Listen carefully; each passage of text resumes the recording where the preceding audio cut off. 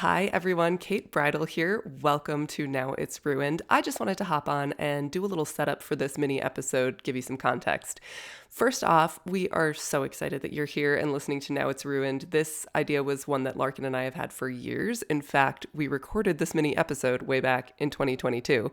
So it's short and it is significantly more subdued than our other episodes because I was using it to pursue a marketing job. So it's toned down. We are planning to do a full length version at some point so we can do a deeper dive on this because we really barely scratched the surface of the horrible things that happened around the appropriation of the hammock. And the poor Taíno people deserve to be talked about more.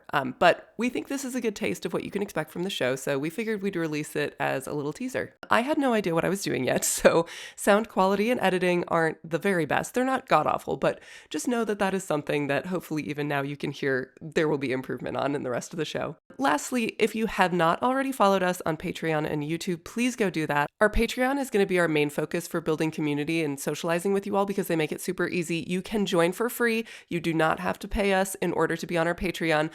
It's really easy to just sign up. So go check it out at patreon.com/nowitsruined. Even if you're a free member, you're going to get plenty of content, opportunities to interact with us and the show. You'll get all the episodes. Don't worry about it. Of course, we do appreciate paid patronage because it will help us cover our expenses for the show, which are $42 a month at the moment. If we surpass that goal, we have other bigger goals, which include maybe some better equipment, people who might be able to help us edit, and being able to do episodes weekly rather than bi-weekly. If one or both of us is able to, I don't know, maybe do this full time, that would be amazing. That's our big far-fetched dream, is that we can just do this for a living. So if you're feeling generous and want to come join one of our paid tiers, we would really, really appreciate it. But whether you're paid or unpaid, we are happy you're here.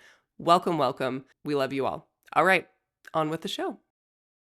Welcome to my mini podcast. My name is Kate Bridle. Joining me today is an amazing person, my very best friend in the world, Larkin Harrington. Larkin, thank you so much for doing this with me and on short notice. Of course. I mean, that's what best friends are for, right? So we've been friends for over a decade now. We met working with chimpanzees who spoke sign language in undergrad, so we're devastatingly interesting people. Devastating.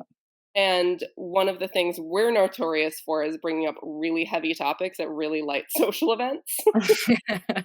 We're like sitting in the corner talking about murder and social justice issues. Just really lightening the general mood. Yeah, we like to bring joy wherever we go. And in that vein, one of the thoughts that I'd had for a podcast was one called something like Now It's Ruined, where we talk about something seemingly innocuous and then we ruin it with a story about its dark past. And you know the topic, but you don't know how I'm going to ruin it. Correct. I have no idea how delightfully you're going to destroy it. I kind of like to think that it would be fun if the point of the podcast would be to ruin the most enjoyable things possible, because that is the vibe I feel we bring to social situations. I want our listeners to just stop being able to enjoy anything until they essentially lose the will to live. I'm on board. Well, in that spirit, let's ruin hammocks. So first off, when was the last time you remember being in a hammock? I remember being on my friend's porch and it was really sunny and I took a really great selfie of myself.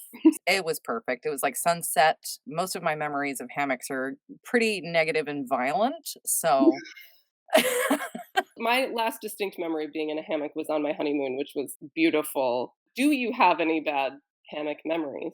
I know that historically I've had a lot of struggles getting in and out of hammocks, which has always just been pretty sad. But then once my little sister and I were hanging out with a group of people at a park and she tried to get into a hammock, I think it was a little too taut because once she flung her weight onto it, it did a complete flip and flung her onto the ground chest first, and she couldn't breathe for a while, and I laughed so hard that I actually did pee my pants for the first time and we had to go home.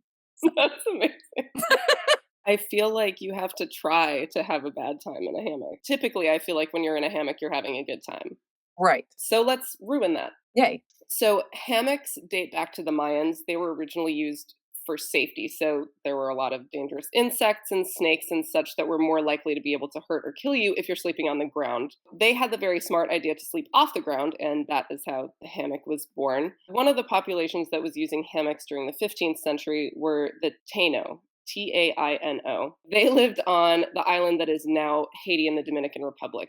And at the time, Spanish colonizers were calling it Hispaniola. The word hammock is actually a word from the Taíno language. So that got appropriated with the actual hammock itself as well. The Taíno were this kind of chill agrarian society. They were hanging out, they were farming, and they were sleeping in their hammocks. And guess who shows up looking for America and being bad at navigation? Mm, Christopher Columbus, of course. love him. Columbus shows up, immediately writes all this stuff in his journal about how agreeable the Taíno are, and of course, what great slaves they'd be. So he builds a fort on the north coast of Hispaniola, and then he does some coming and going from there to Spain. Of course, every time he does this, he takes hundreds of Taíno people with him as slaves, many of whom would not survive the journey to Spain. Ugh.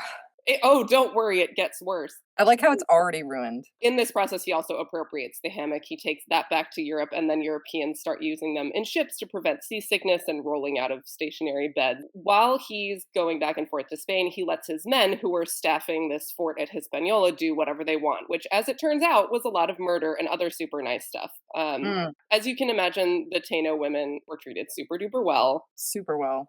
So, because Columbus is really good at being right about stuff, he looks at these people and he's like, you know what? I bet they have a ton of gold. So, he starts a policy where he makes every single Taino person 14 and older bring him a certain quota of gold dust every 3 months or they get their hands cut off.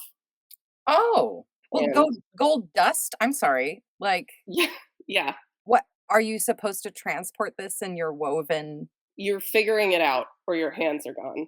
That's Okay, well, that the is Columbus way. terrible. Really horrifying. And basically, over the next several years, he and his men tortured and destroyed these people. And more Spanish explorers came and gave them all sorts of diseases, which really wiped out most of their population. There are estimates that there were about 3 million people on this island when they started, and about 85 to 90% of them wound up getting wiped out. Light stuff. And then they started making them farm instead when they figured out there wasn't a lot of gold. And I'm sure those poor people were like, thanks so much. This is what we were already doing before you showed up. But now we just have to mass produce it for And many of us have no hands for farming. If anyone's interested in hearing the details of the atrocities that happened to these people, because believe it or not, the hands being cut off was only the tip of the iceberg. There was Oh, don't. some really, really, really disturbing stuff. Biggest trigger warning in the world before reading any of this. There was this guy named Bartolome de las Casas who originally was a slave owner and participated in a lot of this brutality. But then he eventually had a change of heart and he became a Dominican friar and he wrote this sort of tell all. So if you're ever in the mood for something that will make you want to walk into the ocean, check it out. And the next time you're sipping lemonade and having a nice relaxing time in a hammock, think of the genocide of the Taino people by Columbus and the Spanish. And now it's ruined. Now it's ruined. For me, especially, it's ruined. You already had a contentious relationship with hammocks. Now I'm just not gonna be able to just lay in a I'm just gonna be thinking about white privilege, the whole time. As you should. Well, yeah, as I should.